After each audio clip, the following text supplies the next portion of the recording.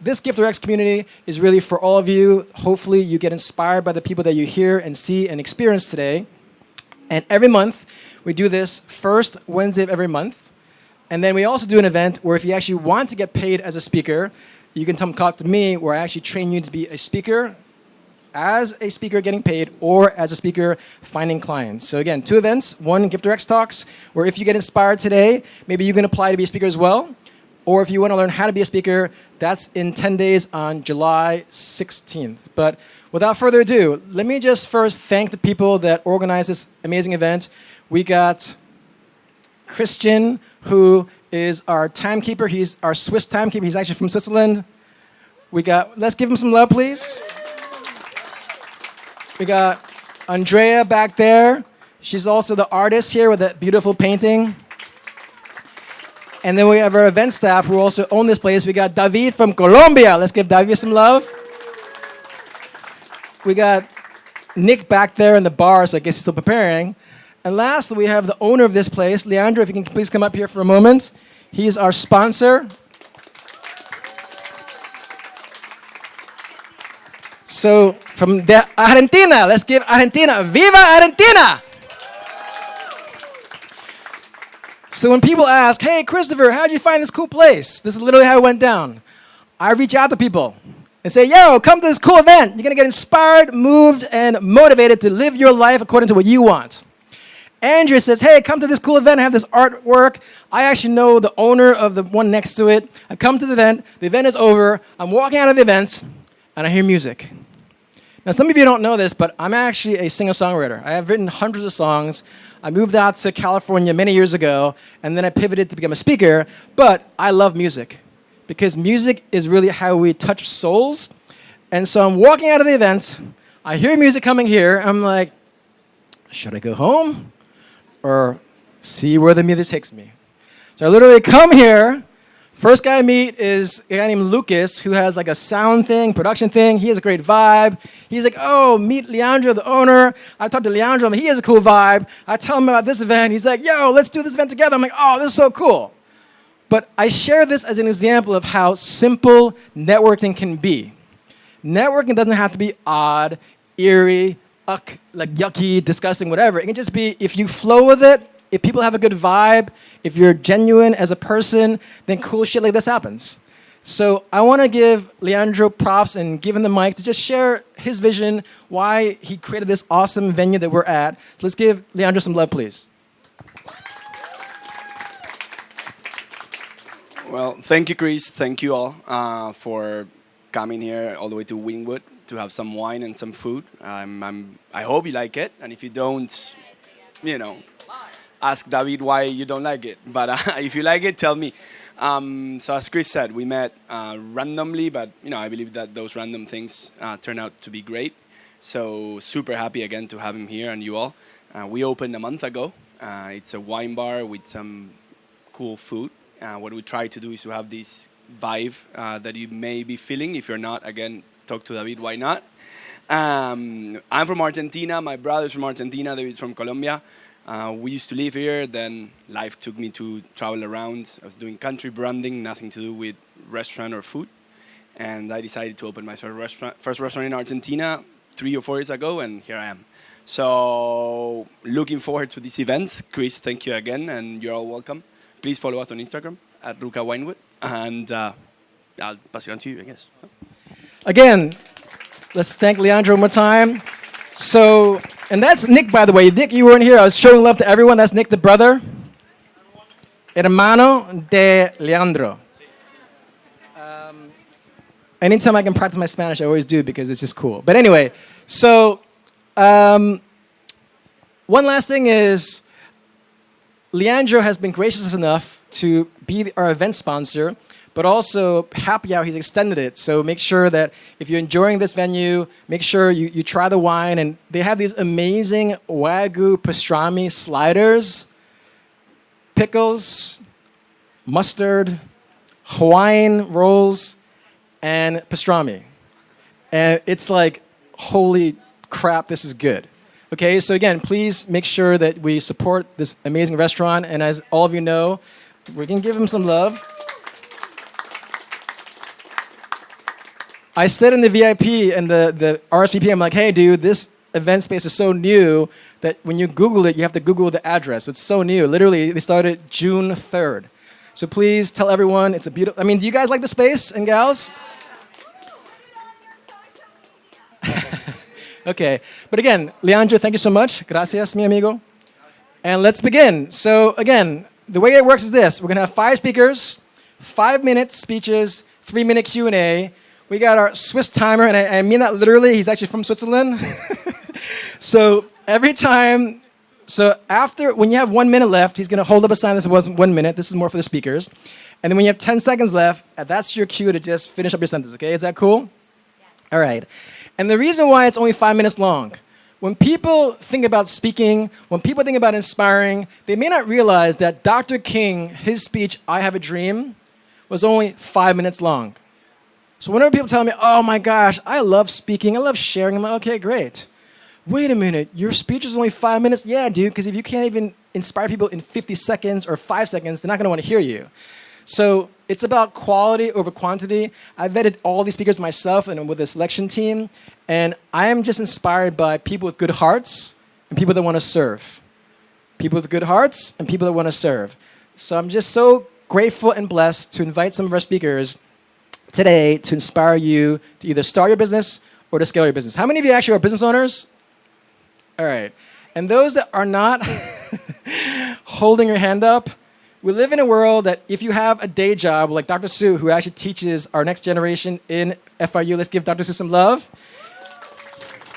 She literally teaches a class on happiness, so she is helping our next generation. So whether you're a professor at a school or you're at a job that you may or may not like, just know that we live in a world that you can make money online and offline, and it's beautiful.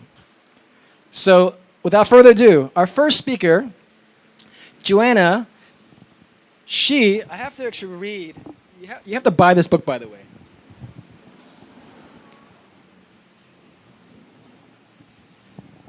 So I'm going to use her words because she has such a powerful voice. But Joanna just gave a workshop at Tony Robbins' place. His highest tier clients, she's a mindfulness and meditation expert, so Tony Robbins is one of her clients. She's an author of a book called My Guru Wears Heels, where her guru for 26 years was a woman named Tao, who Deepak Chopra said that Tao is his mentor. And World Guinness Book of Records said that she is the oldest yoga teacher in the world. And this amazing woman here who will be speaking with you today, she describes herself as a sidekick to a larger-than-life world changer. Imagine you are there with Mother Teresa or Gandhi or Abraham Lincoln. But in this context, imagine you're with Oprah Winfrey, or Oprah Winfrey is she, and Maya Angelou is Tao. So we have the unique honor, blessing, and privilege to have Joanna share with us today on having that powerful mindset where you can literally manifest everything. So let's just make sure we have our Swiss timer. Can you stand over here, sit over here, please, for a Swiss timer? Let's give, again, Christian some love. And if you really want to keep him on time, you see if he's doing his job right. Otherwise, I'm going to, maybe not give him another job. Who knows? Just kidding. And for those of you who may not know, the Swiss are really good at time. Like, they literally make some of the most fanciest watches in the world. And also, for those of you who want to buy a book, he's also my banker, too. So if you want to buy a book, you can go see him, okay? So let's give some final love for Christian. All right. So, Joanna, please come up here and share with us, how do you manifest everything just solely based on this thing between our ears? Let's give Joanna some love. Thank you, everyone. Welcome. So indulge me for a moment and just close your eyes. Take a huge breath in, pause, and exhale with a noisy sigh. Good, just let something go. Now imagine that you have a lamp on your lap and you're rubbing it. Full genie pops out, the whole 9. You are offered one wish. What's it going to be? Chances are we learned when we're kids to ask for 1,000,000 more wishes or something like that. But what if I told you you don't need the lamp, you don't need the genie, that you are the lamp, you are the genie? And slowly open your eyes. My name's Joanna Ragendran, and as Christopher said, I spent more than 2 decades with the world's oldest yoga teacher. And she had marched with Gandhi and Martin Luther King and lived a life like Forrest Gump. In her late 80s, she decided to take on competitive ballroom dancing because she needed a new challenge. She never thought she was too old, too anything, to do what she wanted to do. And she did it all in high heels, hence the name of it. I only do high heels for special occasions, guys.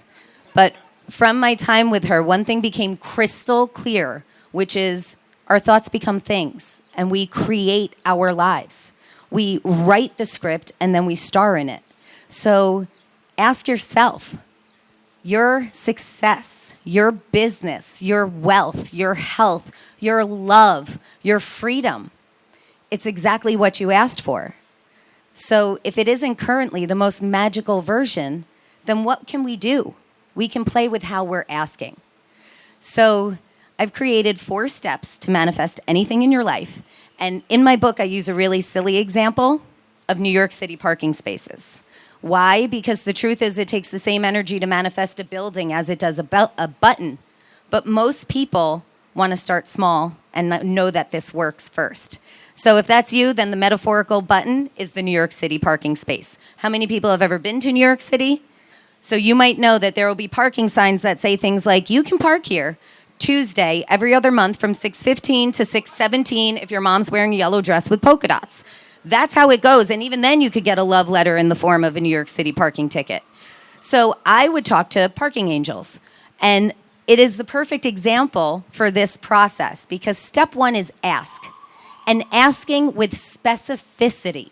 So when I was asking for my parking spaces, I would say, please let us have a space that's big, legal, free, available immediately and right in front of our destination. Why? Because if the parking space showed the next day, my wish was still coming true if I wasn't specific. If you're hoping for unconditional love and you get a puppy, do you know that your wish was granted? Maybe you didn't ask with enough specificity. So be super clear. Step 2, belief. If it has ever happened anywhere in the existence of time, it's possible for you. And even if it hasn't, there has to be a first. Why not you? So having unwavering belief that what you're asking for is possible is huge. My dude, my husband, who I've always called my dude, he would say things like, oh, this is a crowded area, we'll just pull into a lot. I'm like, shh, shh, shh. I already see and feel our spot, and it's amazing, and it fits our car. It's fine. We're good. So that unwavering belief, you need to know that it happens. You need to know that it can happen for you. And then thirdly, releasing. How do you release something that was important enough for you to ask in the first place? We let go of the control of the how. Just like if you're coming here and you put in your Waze, your destination, you don't care if it changes your course. You don't care the route it takes you as long as you get to where you want to go. If we can be playful with this, it helps us to release. So let's say what you're asking for is a lot of money. And you look in your bank account and it doesn't reflect that wish. Well, where do you already feel abundant? Where can you practice that feeling of the result? Maybe you're abundant in your communication skills, in your love. Go there, feel that abundance, and it will naturally bring it on more effectively. You'll feel like you're in flow. And then step 4, gratitude. Say thank you. So I would get out and say, thank you, parking angels, and look at my dude like, haha. But really, gratitude is the antidote to everything. You really can't be pissed off and grateful. You can't be envious and grateful. You can't be resentful and grateful. Gratitude is all of it. And if you start with the small things, you'll notice them everywhere and you will live your life gratefully. So whatever you do, don't quit the daydream. Because it's with those visualizations, those thoughts that become things, that become habits, that become your life, that you live your best life ever. Thank you. Thank you, Joanna. Now we have Mark Megna, who's a former professional athlete, played for the NFL, and he created a gym called Anatomy Fitness. And this is how you know we have a great reputation, because I just moved to Miami. I don't really know Miami. And when I mentioned my anatomy, I was like, oh my God, dude, he co-founded. I'm like, yeah, I guess I've never heard of it, but apparently has a great reputation. And what I really most admire about Mark is that when he sent the video to me to share with me a video clip, he talked about as he was winning an award for the Hall of Fame at his University of, I believe, Richmond, he never talked about himself. The whole entire speech was him being grateful for the people that helped him, like his coach Reed. And then he almost teared up when he talked about his mother, and I believe that she's with the Lord now.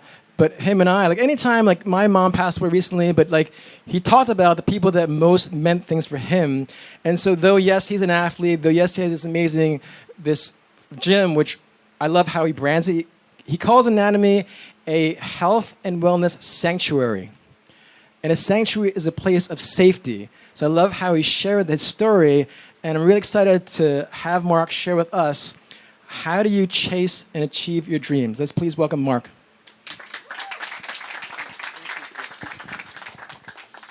Thank you so much. Thank you for having me. It's interesting. I'm in health and wellness, and how I found myself to be in health and wellness is my story. So I actually grew up as a very shy, young, insecure, very chubby, some would say fat or out of shape. And, I found myself, I was talking with Megan earlier, and I mentioned how when you're in a depression or you're struggling with something internally, you really don't know it until you look back and you say, hey, that was a really difficult time for me.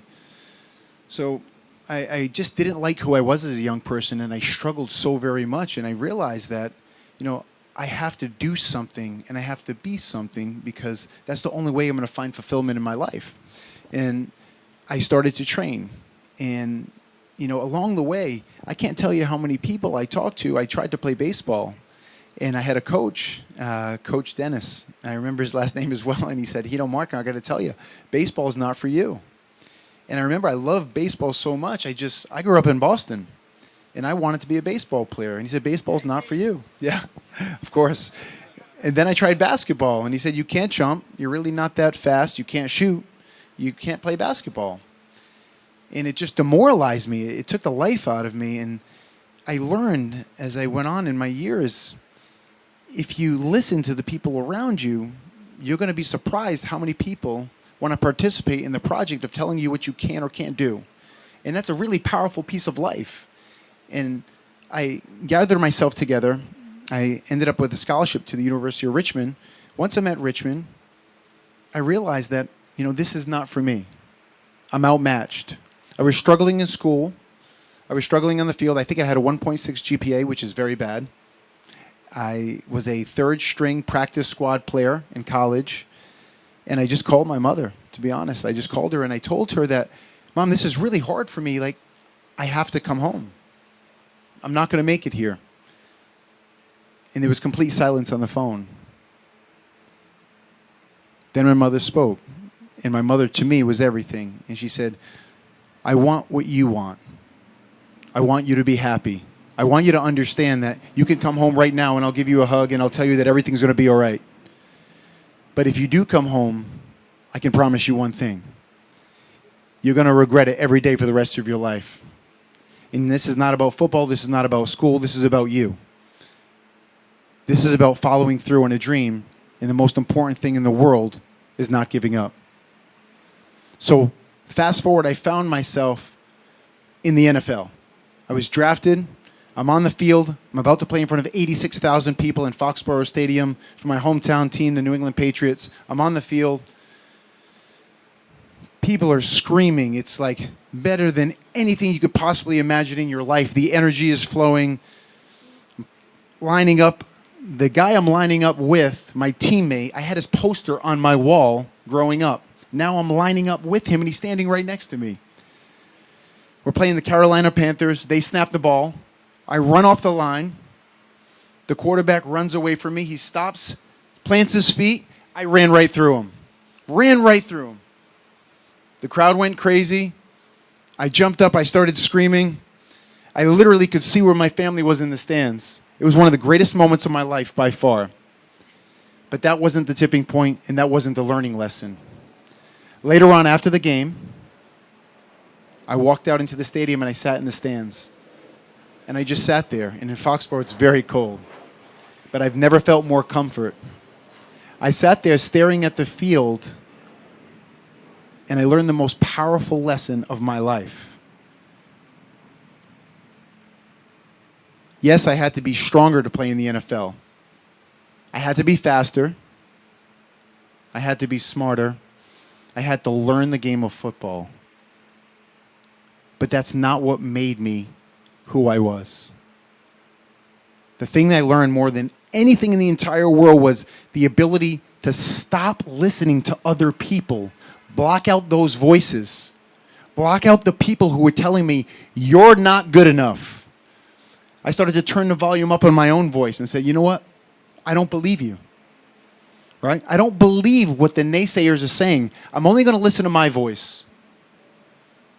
And once I figured out that my voice is the most powerful, and more important than believing other people believing in you is you believing in yourself, the rest was history. I learned I can do anything in this world if I listen to my voice. Thank you very much. So next up, we have Megan Gallagher. Megan actually was here at our first event, and so I appreciate everyone that was here. And with Megan, Megan has done not one, but 2 TEDx talks. She's written not 1, not 2, not 3, but 4 books, being a best-selling author. And lastly, when you are a speaker, as Megan is, to be on a speaking bureau, which is a fancy word for agents, you have to be the top 1% in the world.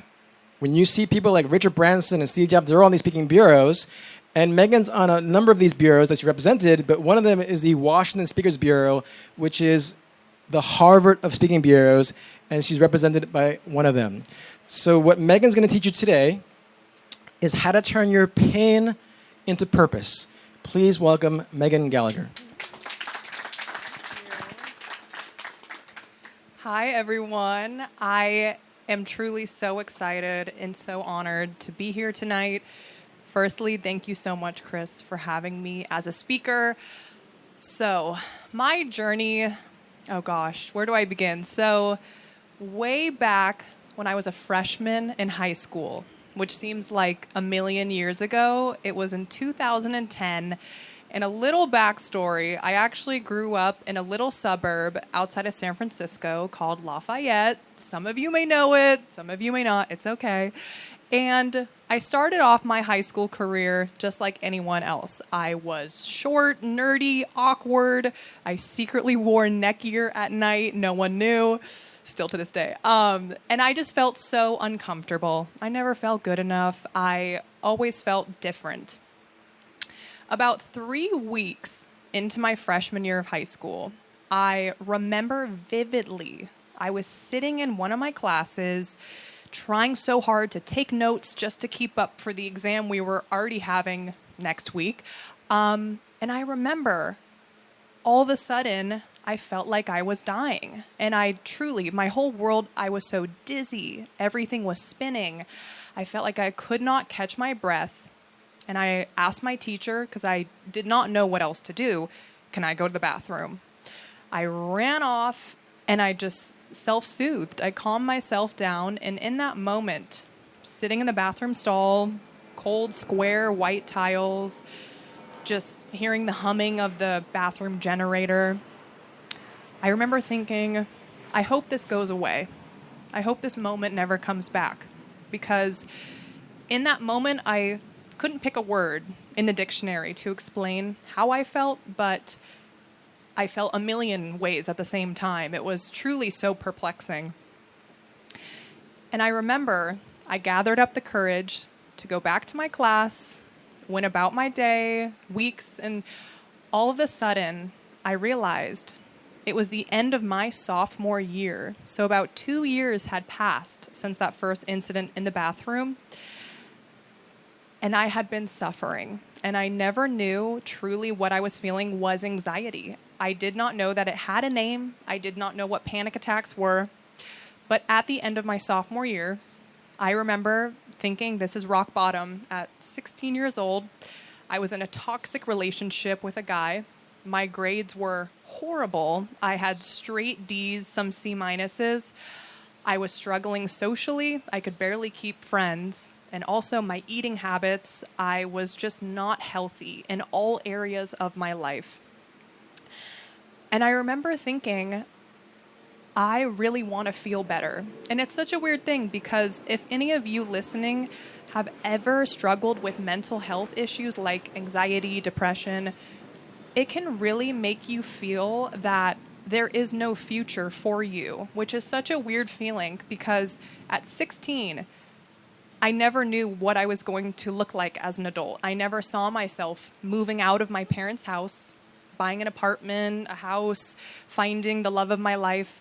I just never saw me getting past high school, which is such a scary thought, but I decided to be brave. I knew that my future self would thank me, and at 16, I remember this night like it was yesterday. I sat my parents down. They were kind of cleaning up the dishes after dinner, and I said, Mom and Dad, I want to see a therapist. And it was the weirdest sentence that rolled off my mouth, but it felt so liberating. And they looked at each other, and it really just blew my mind because I knew that my parents really loved me. They didn't belittle my struggles. They didn't make me feel like I was making it up for attention or, oh, it's just hormones, it's just puberty, you're a girl, it's just that time of the month. They didn't say any of that. They made me feel so respected as a human, as a woman, as a 16-year-old. So that moment on, I saw a therapist once a week. I started meditating, doing EFT tapping, exercising, eating healthy. I slowly but surely took my power back. And it was not an easy process. It was me showing up again and again, having to face myself, my biggest fears, my biggest insecurities, and really show it, yes, I'm going to win. My anxiety is not going to win today. And so I'm very proud to say that after high school, I graduated, moved down to Los Angeles, where I started my speaking career. I never went to college. I don't have a fancy degree. But what I do have is a lot of heart and a lot of charisma. And I know that my story happened on purpose. And I really hope you all feel so inspired tonight to turn your pain into purpose as well. Thank you so much. Thank you so much, Megan. So next up, here's another funny story. My good friend Amin here. We're like, let's go out. Haven't seen him in a few months. He's really good with selectivity and good taste. I don't really like drinking. He does. So we go to this really cool cocktail bar, and it had this mystique. It's like you in New York City. It's a speakeasy. He walks in, and we're there. We're hanging out. And he's like asking all these questions to this gentleman at the bar who's the bartender. But I felt like I was in a mafia scene where they're like talking amongst themselves. And they had all these like, oh, you used to work for employees. I'm like, how do you know that, dude? And apparently he saw his tattoo. And so they had this like inside conversation as if they were both made men. And I wasn't really made. I didn't know what the hell was going on. But the thing that I recognized, the guy that was the bartender was also the owner of the bar. And everything we saw there, the experience, the vibe, the cocktails, it was all him there. And it was about quality control. So again, you can walk to any bar. I've literally never met the bar owner actually serving the drinks to the people that are patrons. And these guys were having this like behind the thing. I was like, whoa, what's going on here? You know? But what I felt was the vibe. And again, I don't even drink, but I love the vibe. I love people. So our next speaker, Danilo Bozovic, his speech, he's the founder of Swizzle Rum Bar and Drinkery, so you can have your wine here at Ruka. And if you want a cocktail, make sure you go to his bar. But his speech is called My Story from Bread and Milk to Foundership and Authorship. Let's please welcome Danilo Bozovic, please.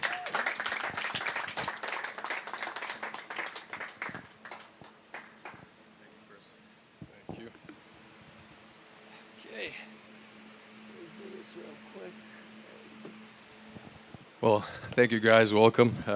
Thank you, Christopher, for this amazing event and the turnout. It's a pleasure to be here with you guys. Obviously, being enlightened and having a different approach or a different way of thought led you here. So I'm very grateful that all of you are here and obviously sharing your experience, but also acknowledging other experiences and open-mindedness, right? So that's a very nice thing for us to gather. Thank you, Chris, for making that happen. My name is Danilo Bozovic. I'm the founder of Swizzle Rum Bar and Drinkery. So my day, every day, is I try to make the most pleasurable experience I can to every great guest, patron, and a friend that comes to Swizzle. In that case, Chris, from the lighting to the tone, to the music, to the setting, to the glassware, to the rim, to the thin of the rim, to the quality of the ingredients, to the apprenticeship program the bar has, and then finally to the taste you have. So my goal every day is for you guys to leave a touch happier than when you came in. So that is the story. Why I said my story from Milk and Bread. I've been listening to a lot of motivational speakers, obviously Jim Rohn and Tommy Robbins and Leslie Green, etc., etc. But I wanted to show or talk about my experience, but also project what all these great individuals had to say, right?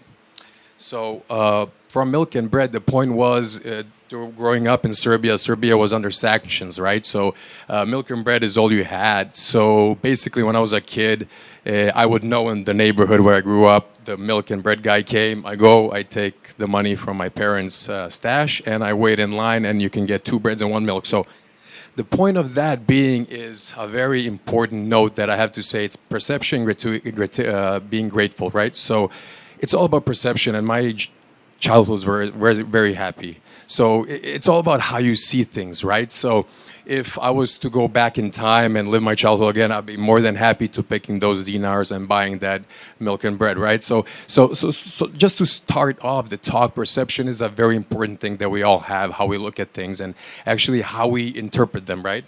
And that's also a very big starting point, as is being grateful, right? So I made a change in the morning. I don't open my phone and emails as soon as I wake up. I am grateful. So I spend some time being grateful, and we all should, right? Because if you have more than Milk and Bread, as the story is named, then you are grateful, right? So all of you are very grateful, and everything you do is just an extra accomplishment and thankfulness and gratefulness to you as well. So the first job, it's called Fake It or Make It. Or actually, it's called Fake It Till You Make It, right? It's kind of like what Frank Sinatra did, which I'm very happy for, and I never knew. So basically, his first New York concert, he had all these people come through, and they were just like stage persons that were just going crazy, and everybody that didn't know, they were like, wow, he's like, but he made it, but he also invited those people for an extra atmosphere because he knew where he was going, but he wanted to live it before that happened. So obviously my first job, I lied on the CV on the interview. I had no experience whatsoever. And the first bartender that saw me bartend said this guy has no experience whatsoever. He should get fired. Thank God the second guy was a cool guy. Plus, he was a friend of the owner. So he was like, no, the guy's great. And for the first guy's reputation of being not the best human, I got the job, I stayed, and from there I just worked from place to place. My whole philosophy was always when I reached my wall, right, my plateau, go to the next level, right? So don't stay there. No matter how comfortable you are, it's great. Your accomplishment was great. You know, you can take a day to reminisce, enjoy it, but move forward. Always move, and always search the next thing. Wow, this conversation was long. So what I'm going to say is I'm going to end the speech with one of my favorite words or quotes that I heard. It was from an American colonel, right? So he entered this room, and there were two sides. They were debating on what they should do. Should they open the base there or not? So he was listening, right? And he just came, and they were debating for quite some time now. He was new, actually, to the room, right? So he came in, and this side said, no, we shouldn't. Let's not do it. The other side was like, yes, we need a base there, da-da-da, da-da-da. And he made the call, let's make the base there. So the younger soldier next to him, he was like very pounded because they've been talking about this for 2 years, and they couldn't make a decision what they're going to do. So he was like, permission to speak freely, and he said, yes, go ahead. And he was like, I'm just questioning. We've been here for 2 years, and we couldn't figure it out, and you made the call. He said, you will never know what all the information, right? And you will never know what's going to happen. You need to make the call, be persistent, stay focused, and good things will happen. Thank you, guys. All right. Again, Swizzle. It's freaking awesome. And I don't even drink. So our final speaker, and then I'll share a speech myself. I have permission to speak freely about how we met. Okay, so again, we have a selection committee. I have them apply. That's why. Are you all enjoying this night today? Being inspired, being informed? Because quality does take time. Quality takes preparation. And what I am most inspired about all these people so far that's spoken, it's not just about business. It's not just about money. It's about meaning and purpose and giving and heart. So thank you so much for sharing all these stories. And so our next speaker, Wally Sharif, he applies to be a speaker. As I said to you before, yo, put down a link here. I want to see you speak because I want to make sure they're all worthy of your time. 6-minute speech, over 5 minutes. I'm like, all right, I'll listen to this guy. And as he's speaking, he says, he's just very professional. But I look at his resume, I look at LinkedIn. He's from New York. And us New Yorkers, we're like really proud to be New Yorkers. He's from Brooklyn Tech, one of the top schools in all of U.S., in New York City specifically. And he's from New York, right? I'm from New York. Let me just set up a call with this dude. Because I've heard of BNI. And BNI, has anyone ever heard of BNI? It's actually the largest referral network in the world with 288,000 members. 288,000 members. So clearly he has experience, but when I watch his video, I'm like, it's kind of overly professional and kind of boring. But I get on the phone, first thing I'm like, yo, what's up, Wally from New York? I'm from New York, this is so cool. And I said, hey, Wally, do I have your permission to be blunt and straightforward? He's like, yeah, man. I'm like, dude, I watched your video. I'm like, where was that heart and that passion and energy? And he's like, oh, but my point is, you all have a story, as you'll hear from Wally. You all will have to present at one point. You all have value. But make sure you're bringing that energy and vibe, because had I not had that call, he may not be here today. And so for all of you that have a story, please share that with heart and with enthusiasm, with energy, because you're essentially transferring your energy to everyone you hear and see here, and it's all scientific. So our next speaker is an entrepreneur, is in real estate, is in tech, but he's one of the launch directors for locations of BNI all around the world, but specifically his focus is in South Florida, in Wynwood. And so he's going to teach us how to build a business based on referrals, because he is part of the largest and most well-known referral network that has 288,000 members. So please welcome Wally Sharif to the stage. Thank you, Chris. Wow. Look at this crowd. Okay, so everybody's been inspired, but now it's time for some action. So that's what I'm here for. So where's my entrepreneurs? Entrepreneurs? All right. Do we have anybody in here that's looking to fire their boss real soon?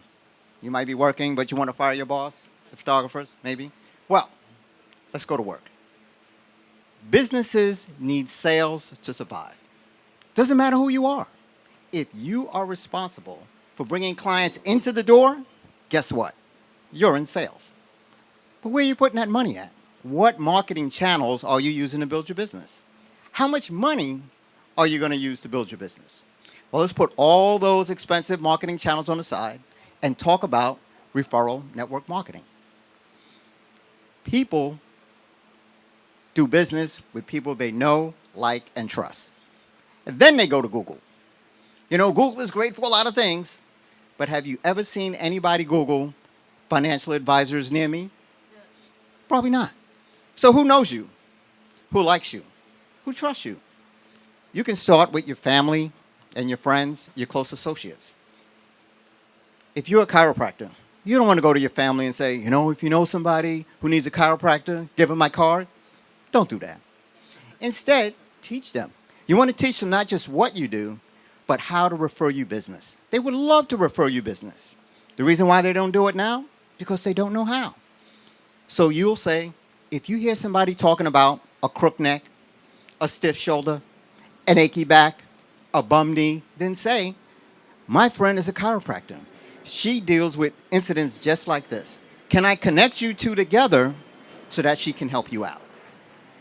Now, after you get this nice little team going, it's time to level up and look out for our natural referral partners. Now, who are those? Those are those professions that you might work with in your industry. An event planner might work on projects that will include a photographer, a florist, an event hall, a butcher, a baker, or a candlestick maker. So let's also talk about those professions where you might tend to get your clients from, and those professions that you would tend to give your clients to. Now that we know who we're looking for, 3 to 5 referral partners, where are we going to find them? Well, start with the professionals that you're working with right now. Who you're doing deals with. Start building those relationships. Next up, you want to start looking at Chamber of Commerce, other networking events, just like this one. And for a heads up, maybe a closed networking group. Closed networking groups are those that only allow one profession of its type in a chapter. The company I work for, BNI, we have 10,000 chapters around the world. And your local Chamber of Commerce also has their leads groups where they do the same thing. So referral marketing can reduce the cost of those more expensive marketing channels. But you know what? It takes time to build the relationships that you want to cultivate. Because remember, you're farming and not hunting. And farming is going to take time. You're going to be better as a giver rather than a taker. Referral marketing done right can provide a steady source of business for you and your referral partners. Thank you. Let's give Wally and the new fellow New Yorker some love. All right, so how did you all like the speakers today? Although I am a speaker, I still love hearing speeches, so thank you all. Thank you. Where's Joanna, Mark, Megan, Danilo, and Waleed? So I'm going to share one final speech. Then I'm going to do a group picture, and then we're all going to get drunk drinking wine, okay? And then after that, if that's not still enough, I'm going to go to Swizzle, okay? Is it open tonight? Okay. Okay. So I'm going to share a speech now about how can you be more successful based on learning from a family called Excusi. Anyone know the word? Do anyone know Italian? So Excusi is excuses. So Edward is the king of excuses. He's the father of failure. And he's chosen to adopt 3 kids, 3 characters, which when I look across the world, and I literally wrote a book about networking with billionaires and executives and celebrities, and when people ask me, why'd you write a book about this? Not because I love networking. I'm actually an introvert. People find that shocking, that I wrote a book about networking and I speak for a living. I used to talk a lot, but as I got older, I started realizing the power of our voices, the power of our message, the power of our stories. And I said, you know what? When I share a story, if I have something to say, I'm going to share a story. If not, I'm going to be the quietest person in the room because that's the only way you learn. And so I decided to craft a success story based on the family of Excusi. And after meeting all these people, whether they're billionaires, executives, doctors, Nobel laureates, Navy SEALs, athletes, whatever they might be, those that were successful were winners, and those that were not successful had these 3 shackles on their bodies that they adopted in their life they don't even know about.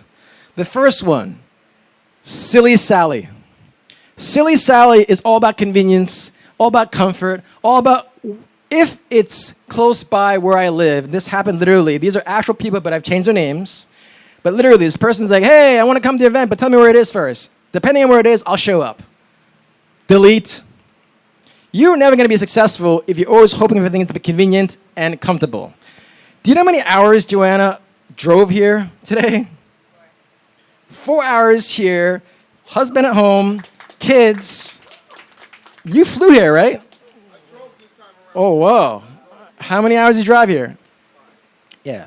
I'm just saying, when they know that there's cool people here to learn things, to grow, they're part of my community, the speaker community. But the whole point is, I will drive, I will fly, I will walk, I will bike. I don't care where I need to go. If it's meaningful to me, I will be inconvenient and uncomfortable. Because you will never be successful when you're always looking for comfort and convenience. The irony is, when you are comfortable and convenient because you've earned it, I literally have to be less comfortable, because once you start getting at a certain success level, I'm like, I'm too comfortable right now. Literally. So, Silly Sally is the person that is so silly to think that they can be successful by being convenient and comfortable. Don't be Sally. Don't adopt Sally in your life.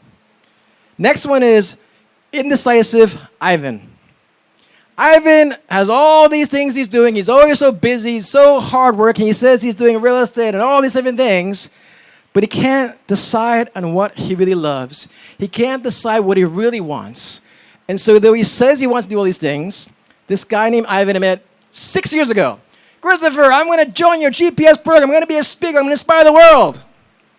6 years later, he literally came back. He said, Christopher, I'm so inspired. I'm going to be interested in your program. And it's been 6 years. He's so indecisive. And it's not about, he has the money. But don't be indecisive Ivan and make a decision. Because if you don't, it's not going to just be 6 years. It's going to be 60 years, and you're not going to live your life, your story, and your destiny. Don't be silly Sally. Don't be indecisive Ivan. And lastly, don't be nervous Nelly. Nervous Nelly is a boxer, a very famous one at that, because he has a 1-2 punch. The first punch of actual nervousness and fear is that they overanalyze. Again, these are actual people I've met who were interested in speaking. I met them, and I get irritated quite easily because they just don't get it sometimes. They don't get the manifestation. They don't get that voice, right? They don't get all these things.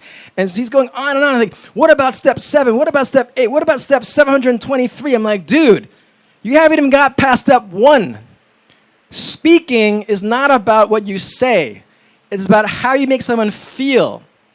I'll say that again. Speaking isn't about the words you share, which they're important. It's not about just the posture, which is important, but it's about how you feel. Every single inspiring speaker, regardless of the technique they had, was how you felt when they shared their story with their heart, and you felt moved.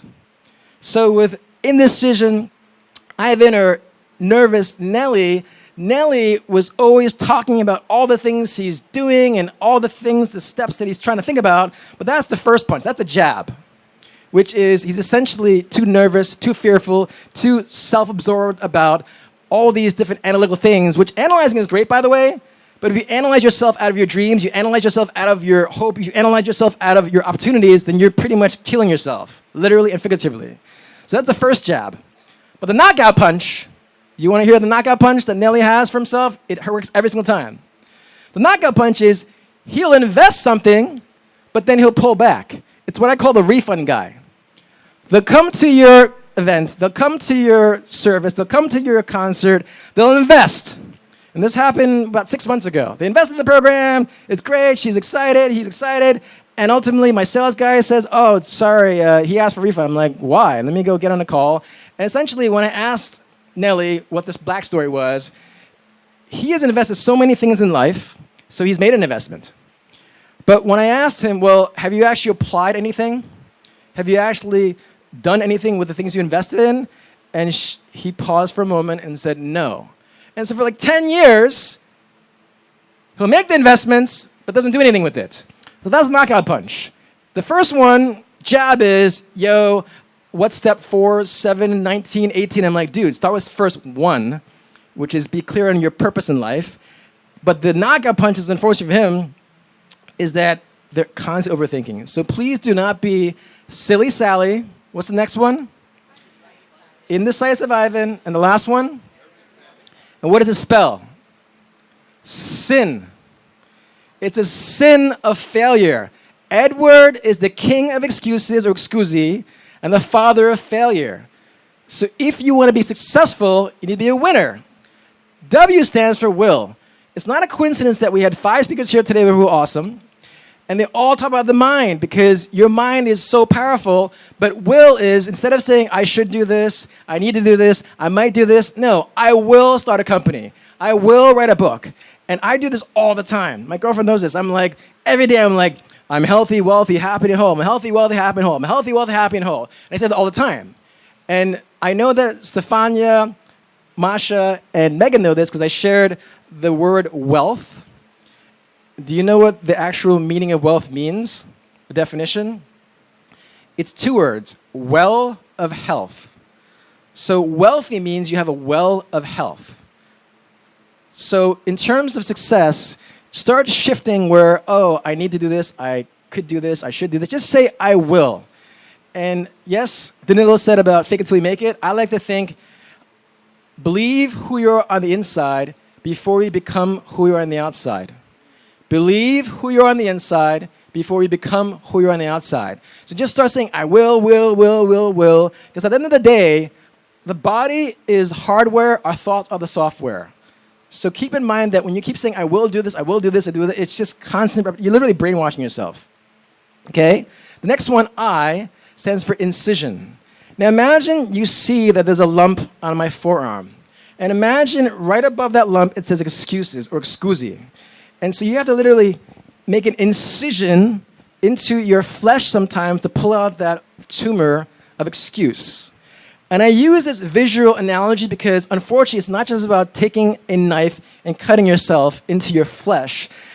Do you know why, unfortunately, why it's so challenging to be so successful in life? Do you know why? Because it's not just flesh. You literally have to do your own lobotomy because you literally have to like go into your head and start cutting out and incising things. And beyond that, you have to open heart surgery because you have to feel a certain way to be successful. But if you felt like shit, you felt like crap, you felt like you weren't good enough, that's really hard to pull out. So it isn't just an incision that you're putting into flesh, you're putting that into your mind and your heart, which is why it's so hard when I meet people that aren't as successful as they want to be. It usually comes back to childhood trauma. It usually comes back to their mother or father or someone that told them that they weren't good enough, and it's all trauma. And to Megan's credit, she got therapy. Like all of us should get some form of understanding of ourselves. But the point is, you have to make an incision in yourself, and you have to pull out those tumors like excuses. Now, the word decide, which is also part of incision, side means to kill. And this is why you can't be nice with cancerous cells of excuses. You can't say, oh, it'll be fine. No, it won't be fine. Cancer cells grow, they mutate. They're literally our own cells that mutate into these malignant things. And so when you decide, you look at homicide, pesticide, genocide, insecticide, it's all killing. So don't be nice with things that are killing you. So you make a decision, you're deciding to kill your past life of failures and excuses, and you make a decision to be cool and awesome like these speakers who hopefully are giving you an example to be like. So make sure you decide, and I stands for making that incision into your life and extricating that tumor. From your flesh, you could do that, but the mind and the heart is more important. And just remember this, your thoughts aren't who you are, nor are your feelings. You have thousands and thousands of thoughts that swirl in your head. Every time you say, oh, I'm crazy, no, you might have crazy thoughts, but you're not crazy. Every time you feel bad, well, guess what? We feel good, we feel bad. That's part of us. When you really think about it, you dive into science, we're literally these bodies and this blood and these hormones and everything, and just based on one thing like drinking water, I can feel more just alive, right? But just make sure you know that your thoughts are not who you are, your feelings are not who you are, they're just passing thoughts and passing feelings. Don't ever judge yourself by saying you're not good enough. Because if you understand basic biology, does anyone want to guess how many sperm go into a woman's body to create who we are? Do you want to guess how many sperm go into? How many? 5 million? Higher. Higher. 300 million sperm run into that tunnel, meet one lucky egg, and from one sperm and one egg out of 300 million sperm, we all are created.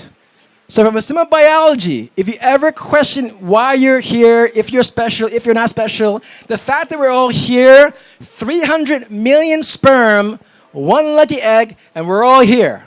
So don't ever doubt that you are here for a purpose and a destiny, but you have to decide. You have to kill all these negative thoughts and feelings of who you think someone told you, and create what you want in yourself. And that comes down to the last N, which is new. You have to inspire yourself with a new version of yourself. I have a client named Michael. He makes $1 million a month solely based on a $200 subscription plan.